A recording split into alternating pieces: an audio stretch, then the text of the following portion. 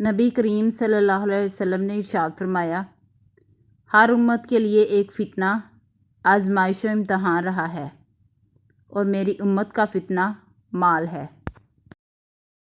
انسان کا دل توڑنے والا شخص اللہ کی تلاش نہیں کر سکتا۔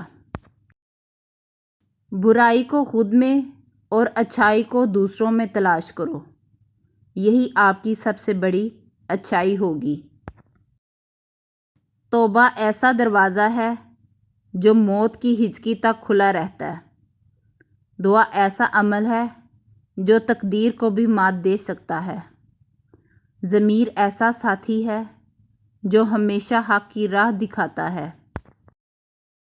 اللہ تعالیٰ ظالم کو چند روز دنیا میں مہلت دیتا رہتا ہے، لیکن جب پکڑتا ہے تو پھر نہیں چھوڑتا۔ رسول اللہ صلی اللہ علیہ وسلم نے فرمایا، صدقہ برائی کے 70 دروازوں کو بند کر دیتا ہے۔ کسی مضبوط پہاڑ کا اتنا بوجھ نہیں ہوتا جتنا بے قصور پر الزام لگانے کا ہوتا ہے۔ بے شک کسی شخص کا صدقہ اس کی قبر سے گرمی کو دور کر دیتا ہے، اور قیامت کے دن اپنے صدقے کے سائے میں ہوگا۔ اللہ کو سب سے زیادہ پسندیدہ کام مسلمان کو خوش کرنا ہے۔ استغفار کے فوائد: پریشانیاں ختم ہوتی ہیں، حالات اچھے ہوتے ہیں، مشکلات آسان ہو جاتی ہیں، مال میں اضافہ ہوتا ہے۔ رسول اللہ صلی اللہ علیہ وسلم سے کسی نے پوچھا، اہل جنت کی کیا علامت ہے؟ آپ صلی اللہ علیہ وسلم نے فرمایا، سچ بولنا۔ نبی کریم صلی اللہ علیہ وسلم نے ارشاد فرمایا، میں نے اللہ سے دعا کی کہ یا اللہ میری امت کے لیے اس کے سویرے کے کاموں میں برکت عطا فرما۔ نبی کریم صلی اللہ علیہ وسلم نے ارشاد فرمایا، مسلمان کا صدقہ اس کی عمر میں اضافہ کرتا ہے اور بری موت سے بچاتا ہے، اور اللہ تعالیٰ اس کے ذریعے تکبر اور فخر کی بیماریوں کو زائل کرتا ہے۔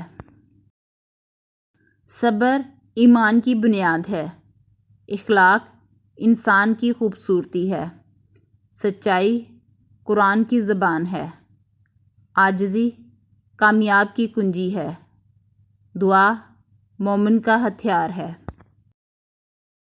اگر تم گناہ نہ کرتے تو اللہ تعالیٰ ایسی مخلوق پیدا کرتا جو گناہ کرتی اور استغفار کرتی، اور وہ انہیں بخش دیتا۔